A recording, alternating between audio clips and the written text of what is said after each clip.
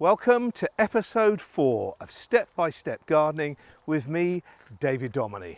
This month, it's all about October. In this episode, I will cover all you need to know to be successful with spring flowering bulbs. Autumn lawn care is also important, and I'll be covering that, and beautiful crab apples and many more.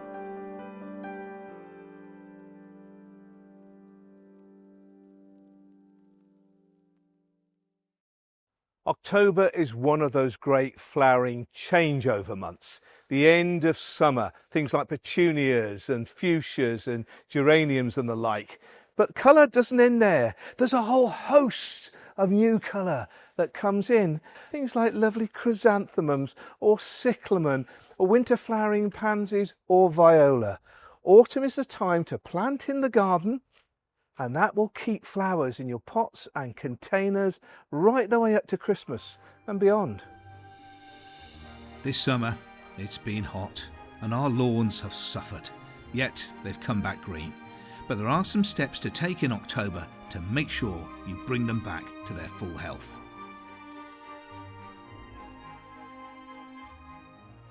There are many plants that play a key part in the garden. For some people it's the roses. Others, it's apples or peonies or Japanese maples or magnolias. But for me, one of the most underestimated plants in the garden is the humble blades of grass that form the lawn in the garden. Now, the lawn itself, to some people, is a phenomenal hobby to maintain and manicure. The lawn in your garden is incredibly important, and October is a great month to do some feeding and some repair to put it in tip-top condition, ready to overwinter and look great next spring. Let's start with mowing.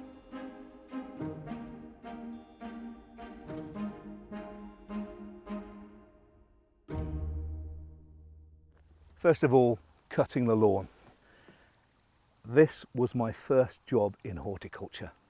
My dad allowed me to use the lawnmower in the back garden, going up and down, cutting the stripes. And then in Scouts there was a thing called Bob a Job, where you went to earn money for the Scout hut by doing different bobs and jobs. And I went round cutting the pensioners' lawns, and when Bob a Job finished, I went back round afterwards and I was doing it for my own little business. So it's the first job I ever did. I love cutting the lawn. Well, let me just explain to you the dynamics of height of cut and how to cut. And if you get hold of this, this is the real secret of success with a lawn. What happens if you cut it too short? Well, if you cut it too short, you're taking out the blades of grass that are photosynthesizing, using light to produce food. So it weakens the plant. And generally, if you've got a smaller top, you don't have as strong a root system. So there are some varieties of grass that you can grow that specifically for shortness, that they use on bowling greens and the like. But general grass that you would use in a family garden with pets and children, don't cut that too short. It weakens the plant's ability to grow and set up a good root system. What happens if you don't cut the grass at all? Well, we've all done it. Come back from a 2-week holiday, grass has all grown, flopped down because it rained and sun while we were away, and then you cut it and it's difficult to cut because it whips around rather than being upright if it's short, and sometimes it takes 2 to 3 cuts for the grass to recover from letting it overgrow. So somewhere in between the very short and the very tall is where the success of a decent lawn is. Generally speaking, in summer, mow between 25 and 35 millimetres. Raising the height during the extreme heat. In autumn, aim for 30 to 40 millimetres. Through winter, keep it around 35 to 40 millimetres. In spring, cut to 30 to 45 millimetres. These heights preserve sufficient leaf to fuel growth and protect the roots across the seasons. Now, when I started cutting lawns for me dad, when I was a kid, you used to have to take washers out to change the height of the cut. Nowadays, it's just a bar at the side. Look at that, one down, one up, and you can adjust the height going. Now, a good tip with cutting the lawns is cut little and often. Don't let it go too long because it's difficult to recover. And don't think you're saving time or saving a cut by cutting it really short, meaning I won't have to cut it till a lot later on. The other tip is cut in different directions. If you're cutting this way, one cut, cut that way the next, and another diamond, just to mix it around a little. The other thing is make sure the blades of your lawnmower are always kept sharp, and service your lawnmower on a regular basis as well. That makes the job of cutting so much easier. But I find cutting the lawn a great workout for your body and your legs, and the enjoyment of seeing a finished job of a perfect lawn is marvellous. Raking the lawn is also very important. It also gives you a pretty good workout at the same time. There are a couple of styles of rake. Don't use this one. This is I call it a T-bar rake or a soil rake. If you use it in the lawn, it just gets stuck. Whereas this rake here, a spring-tine rake or a tine rake or a lawn rake, has these very light springy ends to it. I suppose if it was a hairbrush, it's a type of hairbrush you'd use if you had matted or knotted hair, because it just scrapes over the surface rather than digging in deep.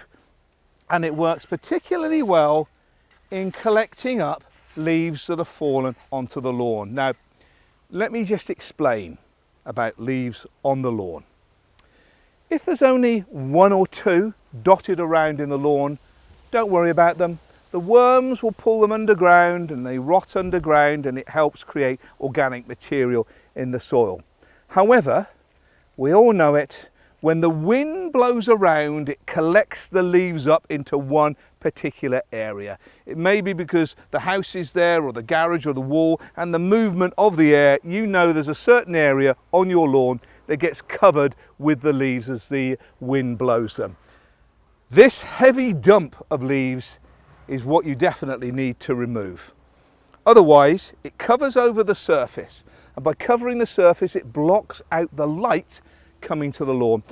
Very similar to the paddling pool.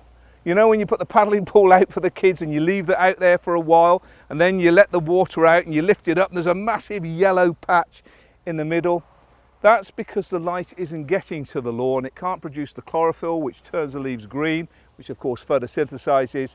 So it's best to remove those dumps of leaves, not only for the light, but also the damp can cause fungus and disease. So big dumps of leaves with a rake like this works, but look how easy that is.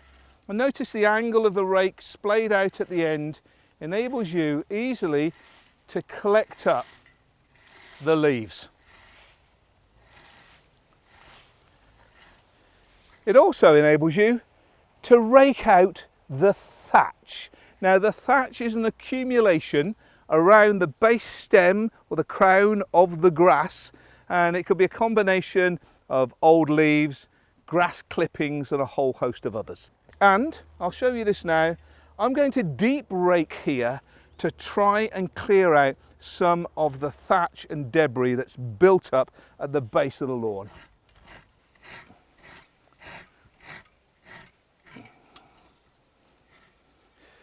I'll tell you something, it's a pretty good workout as well for upper body strength, arms, shoulders, back, a bit of the core. The secret is, if you are doing it, work on one area for about 10 minutes, and the next day come and do the next, and slowly work your way around the garden. And what you're collecting up is moss, is leaves, is other bits of cut grass, and really clearing the base around where the grass is actually growing out, which is perfect because it opens up the space ready for the next stage, which is aeration, and I'm going to come on to that shortly. But before I do, what do you do with the leaves and the thatch you've already raked up? Let me show you. What you end up with in the end is perfect for creating organic material to be dug back into your soil. Collect up the leaves and collect up this thatch because it's perfect for composting. In fact, with a lot of the leaves, I just put them in these Hessian sacks. They're ever so easy and they rot down. Stuff your leaves in, take those bags, put them behind the garage or at the back of the shed or somewhere, and over a year it rots down to produce this leaf mould, which is perfect for digging into the soil.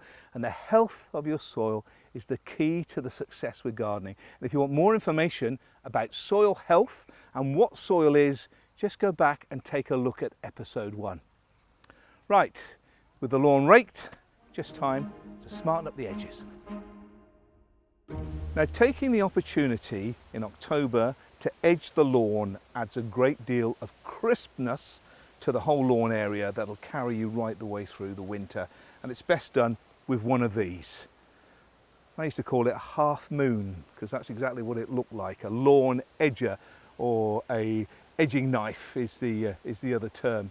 And what you do is just place it into the ground, cut down, and then gently push the soil back and follow it all the way along. If you're creating this crisp edge, that really helps the garden. In some cases it's already cut, but the soil has just flown away, and that's really what we're doing. A little gap in between the grass and the soil.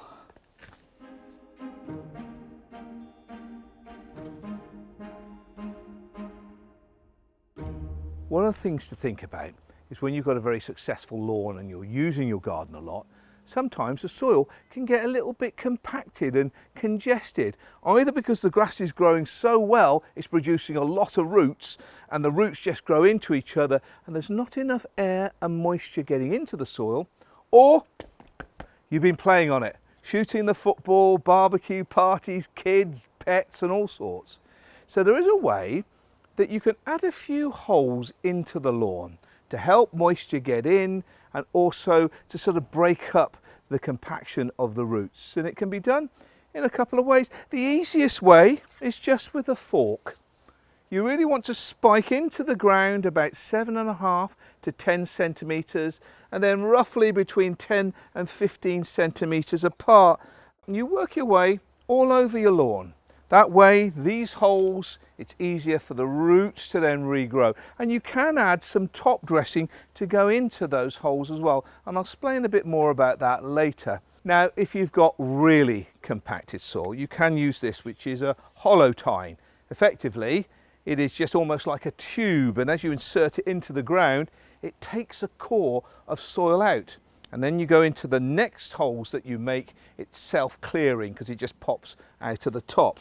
Now, leaving that hole is great because it partially prunes the roots, and when you top dress afterwards to put some more fresh soil into those holes, it's perfect for the lawn, helps it breathe, accept moisture, and also you can add a little bit of fertilizer to help the growth too. Now's the time that you can add things into the lawn to help it grow.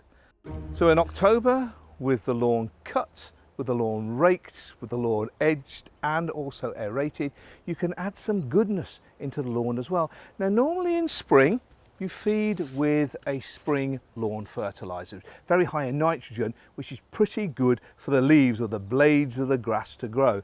But during autumn time you want to concentrate on the roots, so the autumn lawn fertilizer focuses in on potash and phosphorus, which is pretty good for root growth. Another thing you can do, certainly if you put hollow-tines or you've aerated the lawn, is to use a top dressing. Now, this is lovely to add into the lawn itself. It contains a little bit of loam, which is soil. It also contains plenty of sand as well, which is great for the drainage and the aeration, and also has food in it too. So you just rake this into the surface of the lawn. It falls into the little holes you've made with the aeration, and it feeds the lawn, aids water getting through and air as well. Plus, if you've got a little bit of bumping or uneven ground in the lawn, it's pretty good for levelling that up as well. Also, of course, if it's warm during October, you can mix in a little bit of seed as well. The secret is thick, lush lawn competes with weeds and moss, and I'll cover a bit more of that in a moment. But adding in fertilizer in autumn goes a significant way of boosting the health of your lawn. The one thing about a healthy lawn is it outcompetes weeds. So the weeds that may pop into your lawn because it's growing so well, they're all fighting for the moisture and the light, the lawn will generally win. Now there is a daisy grubber that enables you to get down and actually lift not only the top part of the lawn weed but also the root as well, and that is pretty good. And doing it manually rather than using chemicals on your lawn gives you a very good organic option. But feeding is key because it's the health of the lawn. Now if you are taking out dandelions, and there's all this business about no mow May, etc., the bottom line is just making sure there's a ready supply of food for pollinators, not just in spring but all year round. So if you plant borders, certainly for earlier on in the season, with lovely begonias with their pink or white flowers, hellebores, gorgeous pulmonarias, little cheeky forget-me-nots. If you put those in the borders and you have a nectar-rich garden with availability of flowers all year round, it's brilliant for the pollinators. Or leave a space in your garden to go a little bit wild for nature. That way it offsets. You get a perfect lawn, but you can also help the creatures that live in your garden. Now with moss in the lawn, it is always better to cure the problem rather than just keep eradicating the moss. And generally speaking, if you're aerating your lawn, leaving a decent height of cut, you're generally helping the drainage of the lawn because it's the water that's causing the issue with the moss. You can also put in some lawn drains at certain low parts of the garden as well to help. And if you've done that, keeping the lawn looking beautiful is an easy step-by-step thing to do. You've just got to learn to love your lawn.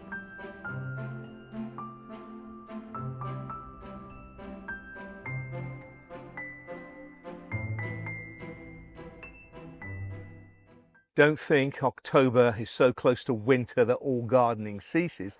On the contrary, it's a perfect month for getting vegetables and fruit in the ground. Varieties like chard, celeriac. Let's have a look at these young plants here. Perfect to get into the ground. Beetroot, leeks, perpetual spinach. It's a great planting month. Not only that, same for fruit too. Raspberries, blackberries, blueberries, currants, rhubarb are all ideal to get into the ground, and while there's a little bit of warmth still about, so they can send out roots and get established. There's a lot happening, so don't finish gardening October, get started. Spend 10 minutes now and then enjoy months of colour. Here's my October bulb masterclass. Autumn brings a lot of different gardening activities, but one of my favourites is planting of bulbs. Now this one is a daffodil. What a beauty. A flower packaged by nature. They've evolved over time from very hot areas where the blistering heat of the sun and not much moisture means the plants found it difficult to survive. So they've adapted that to go up, grow in spring, reproduce, and then go underground during the heat of the summer into dormancy right the way through winter, and then in spring to burst into flower again and repeat the cycle. Now we plant bulbs in our gardens during autumn time, buying them in dormant stages like this, and there are many different types that you can get. There are tulips and there are crocus, there are grape hyacinths and many others. Now the proper name for bulb, certainly much like this one here, is a geophyte. And the geophyte is described as having a basal plate, like this one's got here, where you can see some of the roots, a little shoot top at the end, tunic, and some scales around the outside. That's a classification of a bulb. There are some that are slightly different. A corm, for instance, looks pretty much like a bulb. This is a little baby crocus here.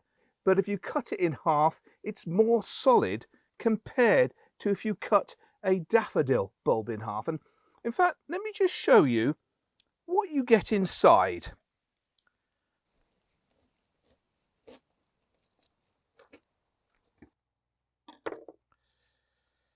There we are.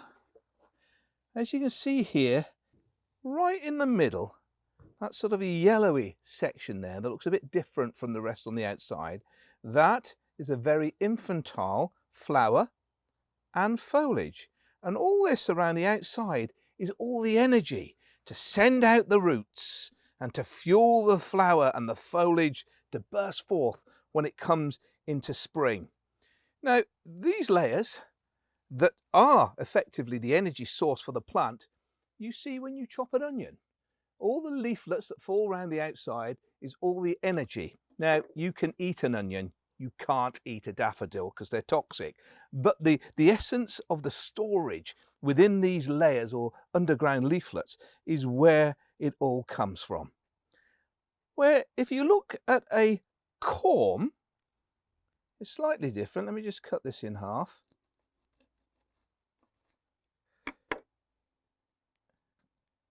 It's a little bit more solid. You can see the little shoot just there at the top and the energy of the plant underneath, but it's more stem-like.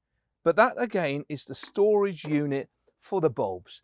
So the secret of success is to think of a bulb like a battery. It has the energy inside, and when it grows and when it flowers, and then there's the leaves, and you've got them in the garden, never cut the leaves off. People who say that their bulbs don't flower the next year is you're not giving it enough chance to use its solar panelled leaves to recharge the battery. So the secret is, whether you're growing anything like crocus or daffodils, don't chop the foliage off. The 4 to 8 weeks of leaves after it finishes flowering is recharging that battery, so you get really good flowers and foliage from the second year. And the magical thing about bulbs is there are so many different types that you can plant into the garden to give you beautiful colour in spring. This one here looks a bit like an ugly duckling. Look at it there. Massive bulb itself, bit scruffy on the outside, roots hanging out, but this ugly duckling turns into a horticultural swan. I'll tell you, this is what produces the giant ornamental onions, the alliums. Massive stem that comes up, firework burst of purple at the top or white depending on the varieties, foliage beneath. It is a most gorgeous plant to put into the garden, not only appreciated by us humans but also the bees and other pollinators that visit the garden. It's a great source of food for them, so the allium is well worth adding. Next one on is the hyacinth. This flowers in spring, although in garden centres you can buy some, we call them prepared, where they've been given a little bit of a cold storage, and that way it'll flower for Christmas. But if you buy the normal ones, it flowers in spring. There's an outer tunic to it, slightly metallic in colour. Now some people get itching from the outer part of the skin here. So if you're shopping for bulbs and you have an allergic reaction to hyacinths, bear that in mind. But beautiful flowers, gorgeous fragrance, used by many of the perfume manufacturers. The scent of hyacinth really does change your mood and uplift your heart. Next one, of course, is the daffodil. That always puts a smile on our faces. Now, daffodil's Latin name is Narcissus. And if you'd like to know where that name came from, it came from Greek mythology. There was once this man, so handsome, he could not find anybody beautiful enough for him to fall in love with and marry. Eventually, he did. But what he found was his own reflection in a pool, and he fell in love with his own image. And that's where he got the name Narcissus, and where we get the name narcissistic, where people crave attention for themselves. But the beautiful nodding head of the daffodil is supposed to represent the Greek Narcissus looking down at his own reflection in the water. Next one up is a huge favourite, the gorgeous cups of tulips. So many different types, almost look hand painted by nature.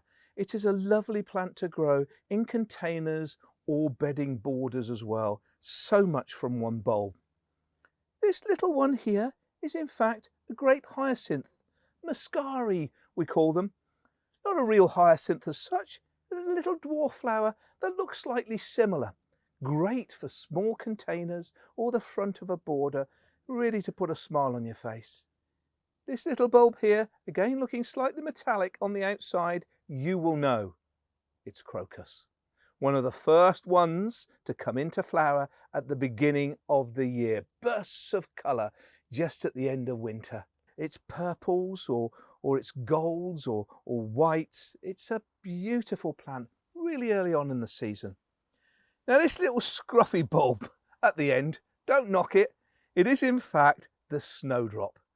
You know, sub-zero temperatures, and this plant produces some of the earliest flowers that we see in Britain. It is just gorgeous, and it can grow in these sub-zero temperatures because it has a unique ability. It has a protein within inside itself that's an antifreeze and stops the crystallization of water in its stems, and that's how it can grow and produce beautiful flowers. But the most important thing about the snowdrop, it puts a smile on our face at the beginning of the season. And if you go into garden centres now and take a look at all the different bulb types available, and there are so many. There's crocus at the end, tulips here, Muscari, that's what you get, packaging in the back with lovely bulbs all ready to go into the ground. And of course you get new varieties. Now this is a new variety, Elsenberg, and as you can see, it's a gorgeous tulip, but look at the foliage. It's variegated. It's not just about the beauty of the flower. You've got an emerald green centre with margins of pure white around the outside. Now with bulbs, some of them stay in the ground and continue to grow. Others fizzle out. Let me just draw this example out of these bulbs here. Okay, so daffodils, crocus, snowdrops will come back more and more each year if you're not cutting back the foliage so they can charge the bulb back up, because they have really adapted to our climate and grow very strong. They have enough foliage after flowering above ground to be able to maximize on photosynthesizing, taking in nutrients to recharge the battery. And many of them have been bred to be regular additions to the garden. And of course, they populate and reproduce as well. So daffodils, crocus and snowdrops, you put them into the garden, it's an investment because they'll grow and get bigger and there'll be more blooms and more growth, providing you're not cutting the head down. And if you give a bit of feed once it's finished flowering, again, you're recharging the battery. Whereas hyacinths and tulips have a tendency to fizzle out. Now, it's not all tulips. There are some tulip varieties that are better adapted to be more permanent within the garden, but generally speaking, a lot of the tulips, the breeding has favoured the beauty and the effect of the flower, more for bedding out, for a bit of colour. Also, they have quite a bit of foliage, and many people cut that foliage down at the end of the flowering time so not to mess up the borders, and that's obviously stopping the bulb being recharged. But you may get some flower for a couple of years after, but it eventually goes, unlike the daffodils and the like that keep producing more babies as they grow. And likewise the hyacinth as well runs out of energy. So the secret for naturalizing is investing money in daffodils, in snowdrops and in crocus. And for more flamboyant displays, but for a shorter period of time, hyacinths and tulips. There are a few exceptions to the rule, but generally speaking, that's a good guide. Now you may ask the question, why don't you grow tulips and daffodils from seed? Well, here we are. This is one of my tulips from this year. I've just dried. There's one thing you can do. I've dried a whole load of these tulips, and I've done the same with my alliums. And then for Christmas, they make pretty good natural Christmas decorations. You can spray them either silver or gold to create something really quite beautiful. But as you can see inside, there are some tiny seeds. But if I was to grow these seeds, it could take 3 to 5 years before it produces a bulb big enough to show a flower. And the flower won't be the same as this one because it would have pollinated with another variety, therefore it could be completely different. So if you're looking for a fast effect, the best way to buy bulbs is big as you can, okay? The smaller the bulb, the less energy, the bigger the bulb, the more energy. So sometimes you see, you know, discount packs at some supermarkets and it looks like a low value, but the bulb is small, where if you bought them at a credible garden centre, the bulb is much bigger, you get a better display. So always buy high quality bulbs as big as you possibly can. And all of these, tulips and hyacinths, again, you plant in autumn for flowering in spring. There is only one bulb category that's slightly different. When we come into January, garden centres get summer bulbs in. And not all of them are bulbs, some of them are rhizomes, some of the tubers, but they're varieties like dahlias, like lilies, like begonias and the like. So during autumn time, it's the spring flowering bulbs, and then the beginning of the year, it's really summer flowering bulbs, and we're going to cover those in a future episode. Right, and here's the real fun bit. Planting them in the ground.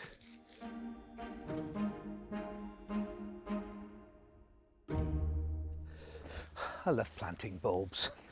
Now, if you're buying them in bags like that to naturalise, that's what they look like. You get a sack, something similar, with a whole load of bulbs in. They naturalise really well, planted in drifts in the lawn. And if you want a good tip, get yourself a pot or a bucket, tip all your bulbs into that, and then go to your lawn and throw them out like that.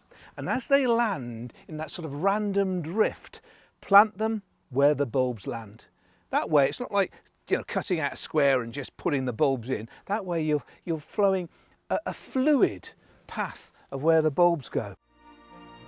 These bulbs propagate themselves naturally, and once you've planted them, you don't have to do anything. Leave the bulbs in their position and watch them spread and multiply on their own, forming larger drifts of flowers year after year. Now, if you're planting in a border, that's completely different. And there are many different tools that you can use to plant them in, but let's just take a look at the bulb itself. So, generally speaking, it's 2.5 times the height of the bulb is the depth that you plant. Some people do it by 2 times, some people by 3 times, but 2.5, split the difference, is a safer option. But generally speaking, where's that label? At the back of the label, there's always instructions on depth and how to plant. So utilise the information you get when you buy the bulbs themselves. They prefer a sunny or dappled shade position, sunny the better. Not only to help the bulb photosynthesize and produce energy, but also to see them flower in sunshine. The other thing is they don't like their bums in the wet. So if you've got particularly soggy soil, you can plant on top of grit. Take a bit more soil out and then put a layer of grit to aid a bit of free drainage, because the drainage is key when it comes down to bulbs. And do you know what the similarity between a light bulb and a flower bulb is? Let me explain. Usually, when you're digging a hole with a trowel, you can never quite dig a flat bottomed hole. It'll always be, as you dig it out, sort of like a V, really, as the point of the trowel goes in. And then when you put your bulb in, it gets sort of wedged in between the sides of the V that you've planted. And water gets in there, and that's what rots the bulb. So here's the tip. A light bulb, bayonet fitting or screw fitting, when you install it, you push and twist, push and twist. Do the same with your flower bulbs, push and twist. So you force the base of the bulb to hit the base of the soil, so no moisture gets in and your bulb will flower rather than rot. So, planting them in the ground. You've got a few tools for the job. You've got the trowel, of course, where you can move in and dig a hole. You've also got a bulb planter, which you force into the soil like this, give it a little turn, and it actually takes a core of soil out. And there's a little bit here where your thumb goes that you release it to drop the soil back in. There's also a little one too, which is great for things like crocus and the like, slightly smaller bore that you can put into the ground and then take a core of soil out to plant. You can also have a much bigger one for larger planting, which means you can plant more or less upright rather than getting down. Do you want me to tell you something personal? Do you know what my favourite garden tool is? It's not secateurs. It's not a spade. I've reached that age. It's the kneeler. It's the most comfortable thing, because if you get yourself comfortable and you're planting bulbs, it is a most pleasurable experience. I'm just going to plant a bulb right now. So I'm going to put the bulb planter in, take out a core of soil. So if it was bad drainage, you could put a little bit of grit just at the bottom. But if it's good drainage like this, I like to tuck them up as if I'm putting them to bed. So I will put a little bit of bulb fibre at the bottom of the hole there. So when the bulb goes in, it's got a nice little soft bed underneath. So when it sends out roots and gets established, there's a little bit of food in the bulb fibre. There's also a little bit of grit and sand that helps the bulb with drainage. And then release the core on the top and then firm in.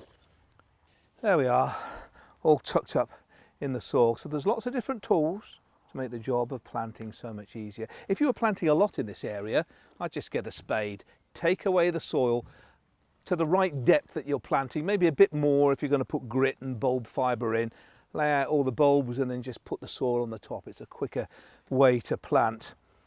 Not daffodils, but some bulbs are susceptible to squirrels getting them. You can just sort of like when you planted the bulbs, just put a layer of chicken wire and then a bit of soil on the top. The bulbs will grow through it and it'll stop the squirrels getting at the bulbs themselves.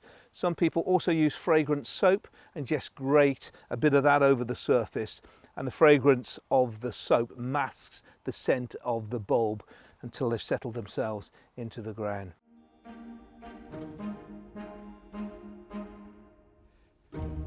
Not everybody's got space to plant them out into borders, or your borders may already be full, but if you've got a balcony or a patio, you can grow bulbs in containers.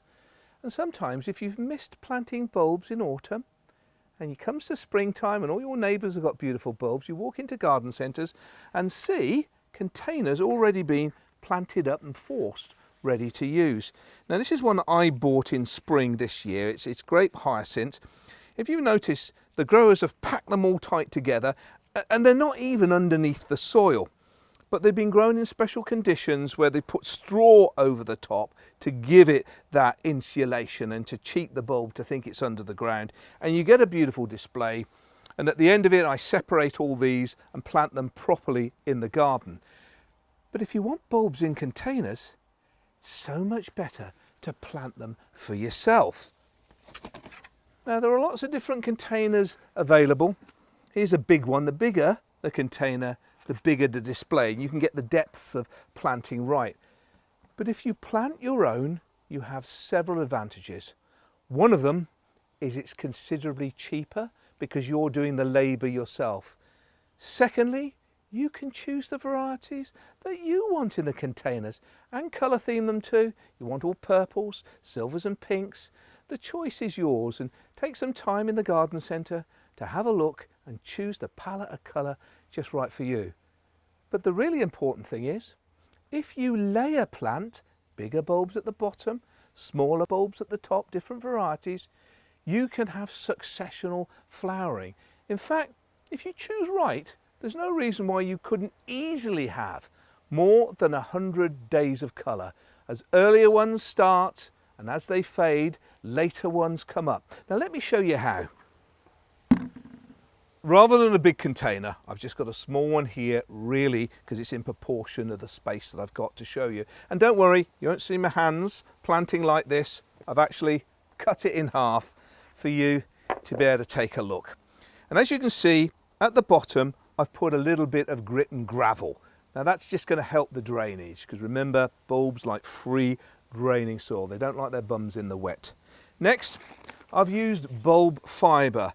Now bulb fibre is very different from multi-purpose compost because it's been particularly formulated for bulbs. It's got a bit more grit and sand, which aids drainage, and slow release fertiliser, so when the plant is finishing flowering or flowering, it's taking up the energy again to recharge the bulb battery. So there we have it, nice container. It's simple layer planting. At the bottom, remember the depth of it, 2.5 times approximately the height of the bulb. You can nestle in at the bottom a whole layer of these daffodil bulbs, which will come up and initiate flower at the top. Then 2.5 times down, I am planting tulips. Now if you notice, I am staggering them, so one isn't directly underneath, so it's pushing the bulb out. I'm slightly staggering them there to get that effect. Now I'm only doing this in one line. Obviously I'll be planting more of them at the back and more of them in the other half of the container, but I think you're getting the picture. And then along the top, what am I going to do? Snowdrops or crocus? Snowdrops. In fact, I'll do crocus. So I'm just putting crocus just in the top. So what happens is the crocus obviously will be the first to come in to flower, giving me a flush of colour at the surface. Next, from the bottom, the daffodils will come out and flower, and then the tulips a little bit later on. Now I call this layer planting. Other people call it lasagna planting, but it represents levels and depths, so you can have successional flowering using different types of plant that flower at different times of the year, and you can choose your own combination to give you days and days of colour all on your patio.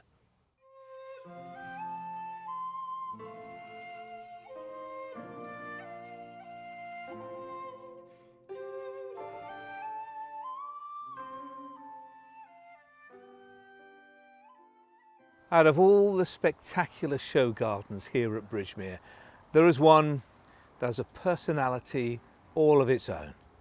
It's the Japanese garden. A real celebration of tranquility and calmness, a fusion of stone, of water and of plants. It is beautiful. But before we take a look, let's hear what others have got to say once they've visited. It's my first time at Bridgemere today, and I've looked around all the gardens, but I have to say that when I walked into the Japanese garden, it's like walking to another world. So peaceful, tranquil, different plants, nice use of water, fantastic. You recognise it as a Japanese garden as soon as you start to come towards it with the bridge, the shape of it and everything. Yeah, so. It is the shape of the architecture and Yeah. the bridge, and Yeah. it's what we visualise as what's to come. Well, my impression as I walk into it, I find it a very relaxing place. The buildings, I always think, have got that real different sort of class of painting to our country. There's bright colours, and also they all pick out the things like the acer trees. It's just nice to wander around, and it's calming, quiet and peaceful, and it's simple. There's not too many different sort of plants in there, but it has the right effect. I also spoke to head gardener Bernard about why he thinks Japanese gardens are so special.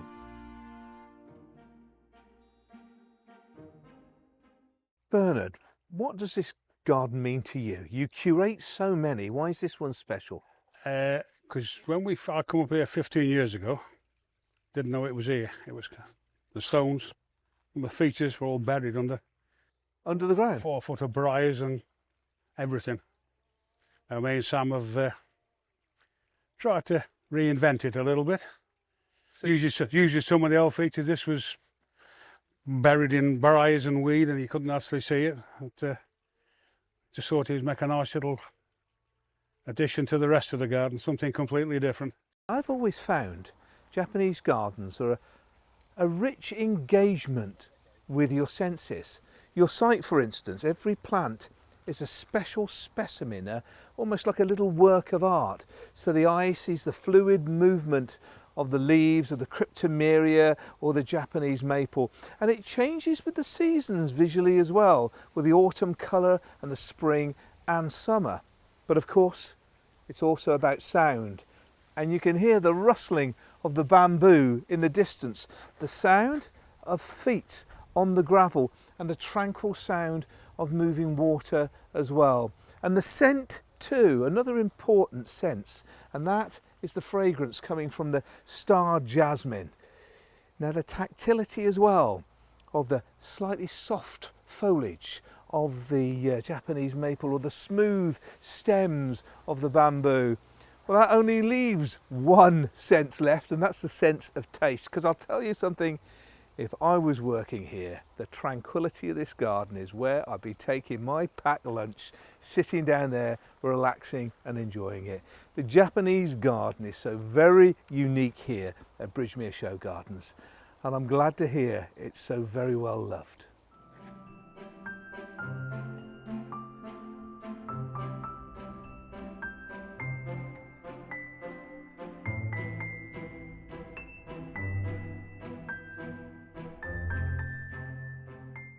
Well, it was only a matter of a few weeks ago in a previous episode that Bernard had the challenge of how big these onions are going to grow. Just to remind ourselves of what you said, take a look at this. Okay, so round about our October episode, I want to have a look to see how big. So give me a gesture on how big you think yours will be. If they aren't all over £2, there'll be something wrong. You're going to be talking. So about that? Yeah. Okay, so we're going to hold you to that a little bit later. My claim many years was to try and grow one over £5, but really? I only ever got to 4.5. I never managed a £5. Well, there you are, Bernard. Okay, do that hand movement again. That's where we were looking somewhere like that. Let's take it in. How? Yeah, it's failed a little bit. Yeah, you moved your hands a bit closer there as well. That's it. It's not catching fish. No. I don't think you've done too bad, because it's been an incredibly dry season. Yeah. For a lot, and I think they're cracking looking onions. They're nice. They'll be nice tasting as well. They were quite sweet. Let's put one in for weighing. You said £2. £2. It's 1.86. Yeah, it's not. I think you've not far away. They look lovely. They look good, delicious. So what do you do with them from now? That'll once that's dried out, we'll put it on a rack, dry till all the tops dry. Yeah. And then when we've got them all ready, we'll actually plat the tops and then store them all in the greenhouse. Those fingers look particularly good for platting. The size of these. Yeah, we've got a young lady that works with us that can do that as well. you work them in there. Yeah. But the growing onion season isn't over now, because obviously following crop rotation you've got another bed. You can start planting now. Yeah, October's great for it. Put the autumn onions in, yeah, and the autumn garlic. Yeah. Then you got to put them in there. You've got a very early crop. You get them end of May, beginning of June. Brilliant. And if you can find the one variety, they've got the golden one. Yeah. You can actually use them for spring onions at Christmas. Nothing beats growing your own and the flavour of that. Can this one come back to my kitchen? I certainly can. Thanks, Bernard. Okay, plant the onions in October to have a nice little crop when it comes down to Christmas and early in the new year. Blossom in spring, summer foliage, fruit in autumn, and autumn colour too. Malus crab apples earns its place many times over. Here's what you need to know before you plant a crab apple. Our tree of the month for October is a real corker. Look behind me here. This is a crab apple, and look at the gorgeous fruits. Just going through the foliage, you've got lovely foliage. It should have really turned by now into autumn colour, but it's in quite a sheltered position. It'll be going into that shortly, and then you've got the lovely autumn colour of the foliage, and it falls and you can still see the fruits, but it's on bare stems, almost bauble-like fruits all the way through. This is a multi-stem one, which means there's several stems from the base, but you normally buy them to create one trunk and then the head on top. Gets to anything between 8 to 12 metres tall with about an 8-metre head. It's quite a broad head to the tree itself, and it just looks so spectacular. Birds love it. They love taking the fruits. In fact, sometimes the fruit can stay on into the new year depending on how hard the winter is and how hungry your birds are, of course. Let's just take a look at one of the... It's a perfect mini apple. Isn't that gorgeous? Now you can eat it, not straight off like a normal apple. Obviously exactly the same family. But if you cook with it, you can create some really tasty jams and jelly from the crab apple. It gets its name crab apple, one, because obviously it's an apple, and two, when it gets really old, it gets a bit gnarled and crabby. So that's where the crab apple comes from. It's not just about the fruits in autumn. You also get beautiful blossom in spring. White, some of them are tinged with pink, some of them are really dark pink actually, so there's quite a variety to choose from, and I'll show you a different example of the varieties in a little while. Also, the blossom works well because it pollinates with your domestic apples. And if you're interested in apples, check out episode 2 of Step by Step, where I give a bit more of a masterclass on domestic apples. So you get summer foliage, spring blossom, autumn foliage colour, and you get the fruits as well, which you can harvest and use in the kitchen. What's not to like? Prefers a sunnier position in well-drained soil, and it's a good medium to large size tree for your garden. Now, they don't just come in gold fruits like this. Oh no, there are other varieties with different coloured fruit and different coloured foliage. Now, I do love the golden crab apples. My personal favourite is golden hornet. But let's take a look at the type of tree and the size of tree that you're more likely to get when you first buy a crab apple. And as you can see, you don't have to wait for ages for it to start to fruit. Look at this one here. Now this one's called Butterball, and slightly different colour, sort of like a slightly tinged reddish on these yellowy green apples, but a lovely tree. And as you can see, it looks something pretty good. So you buy a tree that sort of size to plant into your garden. Now, it's not just gold and green. Here's a lovely one. This is called Sun Rival. It looks more like cherries than apples. But isn't that gorgeous? It's just these lovely clusters, almost translucent berries, although they are solid, but they give you that visual effect. And again, the weight of the fruit helping bow the branches. It's not just about the fruit, it's also about the foliage as well.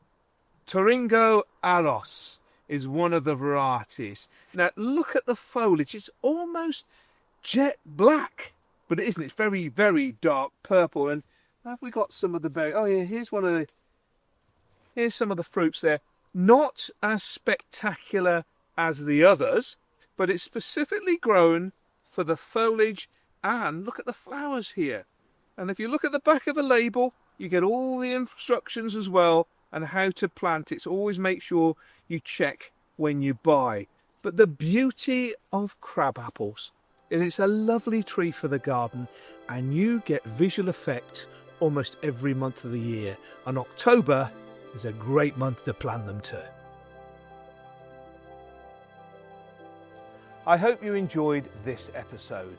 If you liked it, please give it a thumbs up and subscribe to this channel for more great content like this. Coming up will be our November issue, so don't miss out. Enjoy your garden.